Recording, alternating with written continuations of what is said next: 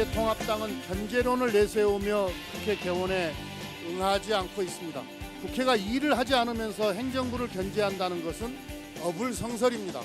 민주당이 야당일 때 무려 88일이나 다수 의석을 확보했다고 이렇게 법대로를 내세우면서 강행 의사를 밝히고 있습니다. 모든 독재 정권이 법대로를 외치지 않은 독재 정권이 없습니다.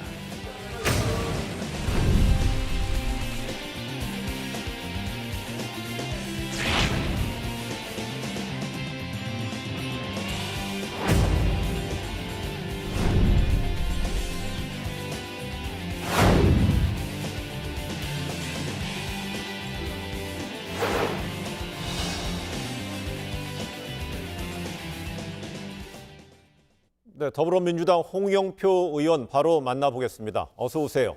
네, 반갑습니다. 홍 전 원내대표님. 네.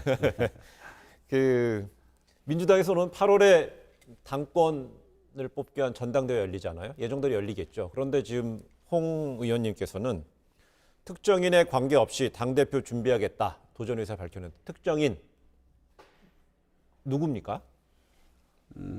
제가 뭐 다 아실 거고요. 아시죠?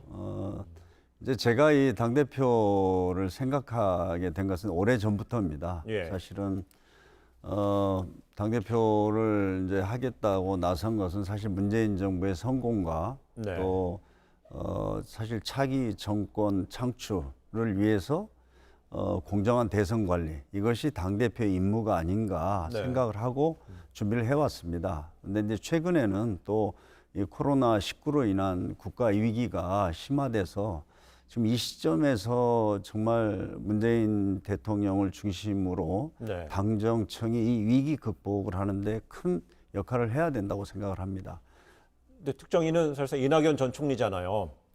근데 이낙연 전 총리는 자타공인 유력 대권 주자잖아요. 네. 근데 지금 더불어민주당 당원 당규상에는 당권하고 대권 좀 분리하는 거로 돼 있잖아요.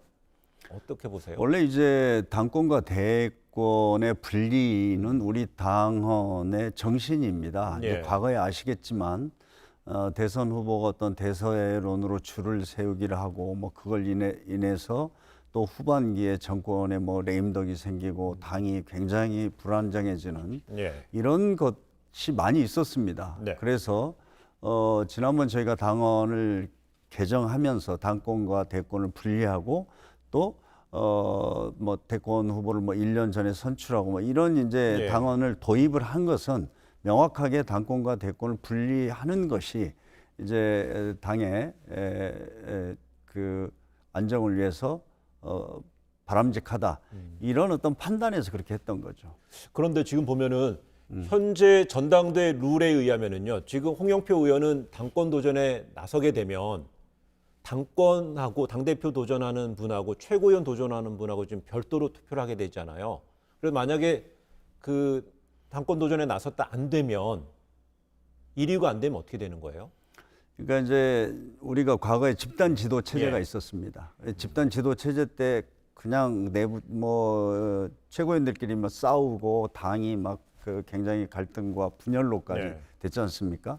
그 집단 지도 체제 때는 1위 후보가 사퇴를 하면 2위 최고위원이 이게 승계를 했습니다. 당대표를요. 그렇죠. 네. 그게 이제 집단 지도 체제였고 네. 그런 문제가 많이 있었기 때문에 지금 당헌 당규는 당대표와 최고위원이 임기를 함께 하는 것으로 네. 이렇게 해왔습니다. 네. 뭐 지금 우리 이해찬 당대표님의 임기도 뭐 그렇게 전제돼서 지금 하고 있고 이전에 또 추미애 당대표 때도 그랬고요. 그래서 지금 2년 동안의 어떤 당대표와 최고위원 이 시스템이 상당히 지금 안정화되어 가는 시기라고 저는 생각합니다. 네. 그런데 이제 이번에 문제가 되는 것은 이번에 만약에 지금 대권 주자로서 두 분이 지금 당대표 출마를 지금 고민하고 계신 걸로 저도 알고 있는데 네. 만약에 대권 후보가 당권을 하게 되면 이 최고위원들이 또 7개월밖에 못 하지 않습니까? 예.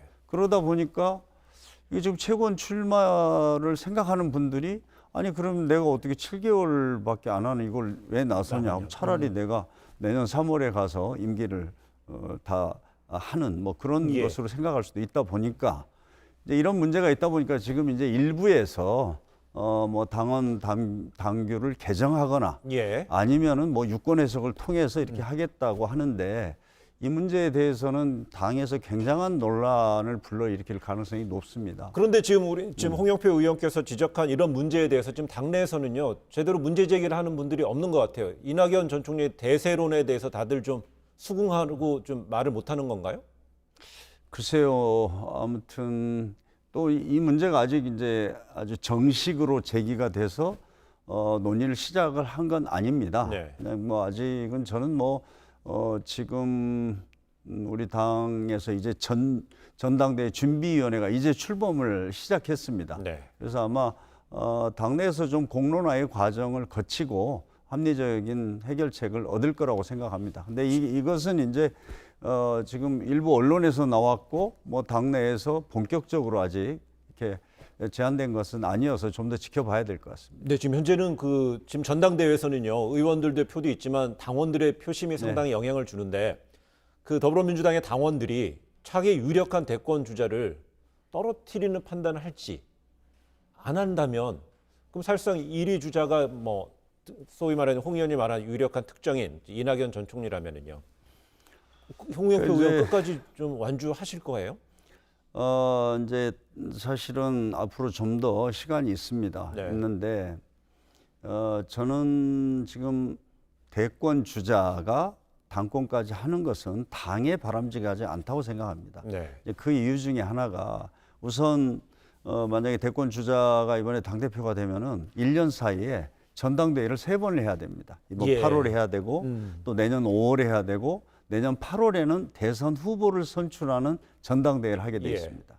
이제 이런 문제가 있고 그래서 컨벤션 효과 톡톡히 누릴 수 있는 거 글쎄요. 아니에요? 그러나 또 이 전당대회라는 것이 또 그렇게 항상 컨벤션 효과만 있는 것이 아니고 또 부작용도 어떤 있고. 부작용도 있을 네. 수가 있고요. 또 하나는 이제 우리가 이제 8월 29일 날 우리 당 대표를 선출하게 돼 있습니다. 네. 그러면은 바로 1년 후에 지금 대권 주자를 우리가 뽑는 전당대회를 해야 되는데 사실은 1년밖에 남지 않았지 않습니까? 네. 우리 당에 여러 지금 잠재적인 그 지금 대권 주자들이 있는데 또 한 사람이 7개월을 이렇게 당권까지 해서 가는 것이 또 다른 대선 후보들이나 이런 분들이 흔쾌하게 다 동의할 수 있는 것인지 예. 그래서 저는 이런 것들을 종합적으로 고려했을 때 대권 후보가 당권까지 하는 것은 당에 바람직하지 않다. 예. 뭐 그렇게 생각합니다. 그렇게 되면요. 혹시 이낙연 전 총리가 8월 29일까지 시간이 많이 남아 있잖아요. 중간에 아니, 이제 이낙연 한 7월 초에 이제 아마 등록을 하고 되게 네. 한 2달 걸리지 그럼 않습니까? 이낙연 전 총리가 혹시 그 당권 도전을 지금은 강한 의욕을 좀 보이는 거로 전해지고 있잖아요. 네. 혹시 중간에 마음을 좀 바꾸실 가능성 어느 정도 있다고 보시나요? 아니, 지금 뭐 이제 여러 가지 지금 상황이 네. 굉장히 유동적이지 않습니까? 네.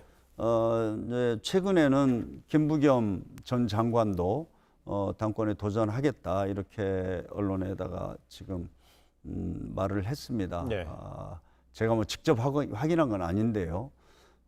저는 김부겸 장관 같은 경우에는 이번에 대권 주자들은 당권 도전하는 것이 바람직하지 않다 이런 생각을 제가 가지고 있다고 들어왔는데 네.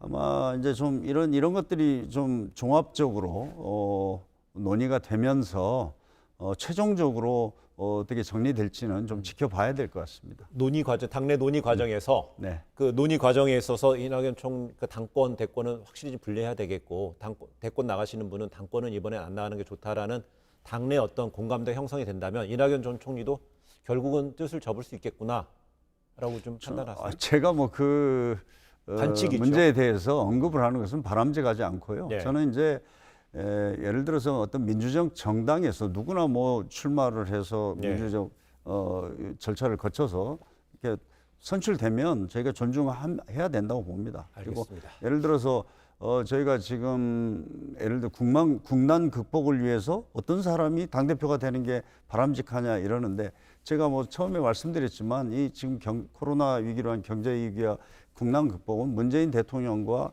당정청이 중심이 돼서 극복하는 네. 겁니다. 그래서 만약에 우리가 민주 정당이기 때문에 민주적 절차에 따라서 선출된 대표는 누구나 거기에 협조를 하고 또 함께 할 거라고 저는 생각합니다. 네. 네, 그래서 저는 이제 그런 문제들도 한번 감안해야 되지 않나 이렇게 생각합니다. 알겠습니다.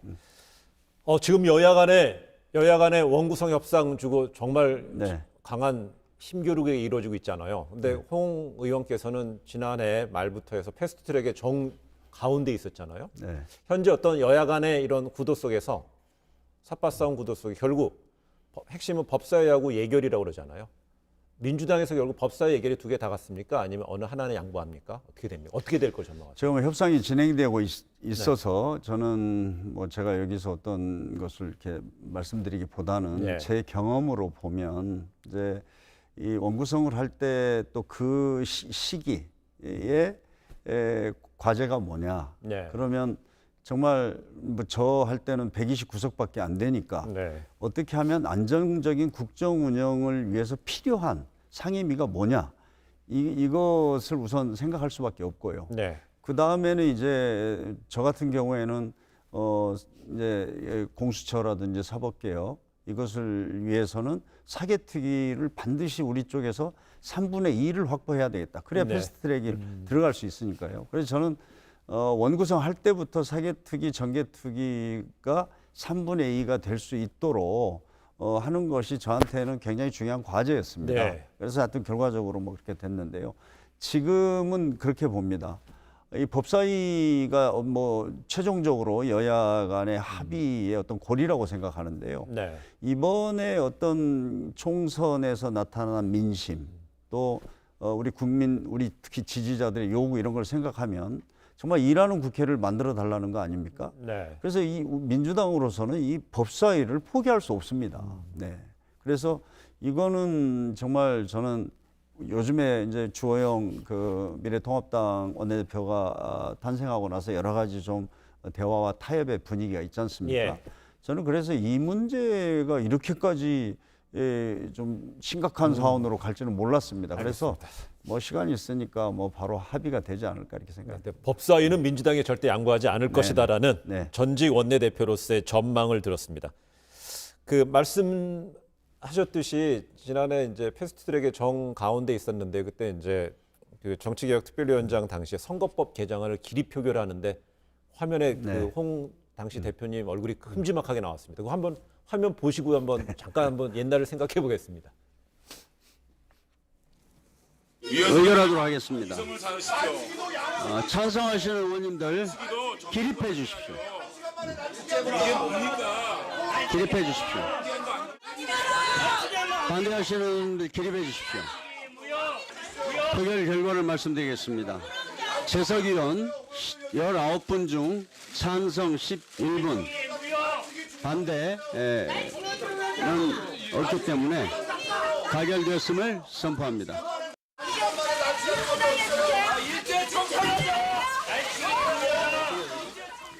심사 보고서 작성은 위원장에게 위임해 주시기 바랍니다. 진행 방해하지 마세요.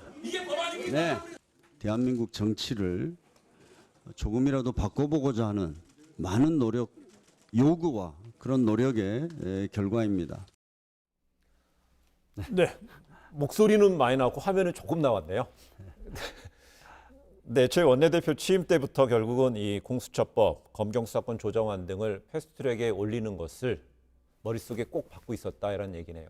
네, 그렇습니다. 예. 제가 이제 원내대표 되고 나서 1년 동안 제가 처리해야 할 주요한 법안이라든지 이런 과제들을 정리했는데 제가 이제 원구성 협상이라든지 여러 야당의 어떤 분위기를 보니까 이건 도저히 네. 패스트 트랙 아니면 불가능하다 그런 생각을 해서 저는 원구성을 할 때 이제 사개특위 또 다른 야당들이 요구하는 선거법과 묶인 이런 정치개혁특위 이게 이제 중요했습니다. 네. 그래서 그때 이제 사실은 다른 걸 좀 뭐 국토위라든가 산업이라든가 이런 좀 지역구 활동에 도움이 되는 이런 상임위는 과감하게 양보하고 뭐 이제 그래도 이제 국정 운영에 필요한 저희가 뭐 정무위라든지 기재위라든지 국방위라든지 그리고 네. 뭐 사개특위, 정개특위 이걸 이제 확보하는 것이 저의 원구성에 있어서 중요한 이제 목표였고 뭐 그런 방향으로 좀 알겠습니다. 됐다. 저번에 화면에 나온 거는 당시에 그 자유한국당의 나경원 원내대표였고요. 네.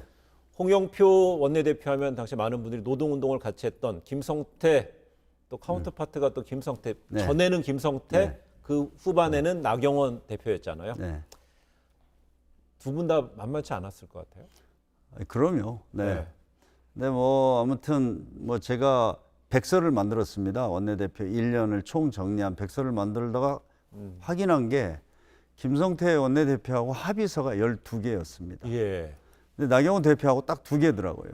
근데 6개월 정확하게 하루도 틀리지 않게 6개월 했거든요. 예. 근데 이제 또 나경원 대표랑 할 때는 또 여러 가지 이제 정치 상황이 뭐 사실 국회에서 어떤 대화나 타협 이런 게 어려웠었습니다. 뭐 그걸 감안하더라도 참 그 후반기가 제 원내대표 후반기가 굉장히 어려웠다 이런 말씀드립니다. 알겠습니다. 마지막 하나 질문 드려볼게요. 네. 윤미향 더불어민주당 의원이 21대 국회 등원 첫날인 어제 민주당 소속 의원들한테 편지를 보냈다고 그래요. 여기에서 변함없는 응원과 격려를 부탁한다는 내용이었는데 미래통합당에서는 윤 의원을 그 민주당 전체적으로 감싸고 있다 이런 식으로 계속 비판을 이어가고 있습니다. 앞으로 이거는 어떻게 검찰이 좀 수사를 하고 있지만 어떻게 좀 저는 전개될까요? 사실 이제 이런 사안들이 굉장히 사회적으로 어떤 갈등과 또 우리 국론의 분열 이런 것까지 가는 상황은 바람직하지 않다고 보여요. 하여튼 실체적 진실을 지금 밝혀낼 수 있는 것은 지금 검찰 수사라고 봅니다. 네. 그걸 좀 저희가 지켜보고 그 결과에 따라야 된다는 생각을 하고 있고요. 네. 덧붙이고 싶은 것은 이 일본군 그 위안부 문제, 이 역사적 범죄에 대해서 정말 우리 또 많은 시민단체들이 해왔던 그런 노력과 성과가 이렇게 훼손돼서는 저는 절대로 안 된다고 생각합니다. 네. 아무튼 뭐 검찰 수사를 좀 지켜보고 저희가 최종적인 결론을 내렸으면 좋겠다. 지금 다른 많은 문제들도 있는데 이 사안을 가지고 이렇게 정치적 공방으로 가는 것은 바람직하지 않다 이렇게 생각합니다. 그럼 검찰이 그 기소 단계까지 갈 때까지는 기다려 봐야 되는 이슈라고 보시나요? 저는 그렇습니다. 네네. 수사를 쭉 해서 기소할지 네. 여부까지 한번 보고서 판단하자. 네. 알겠습니다. 오늘 홍영표 의원과 이야기는 여기까지 나누겠습니다. 고맙습니다. 네, 감사합니다. 네.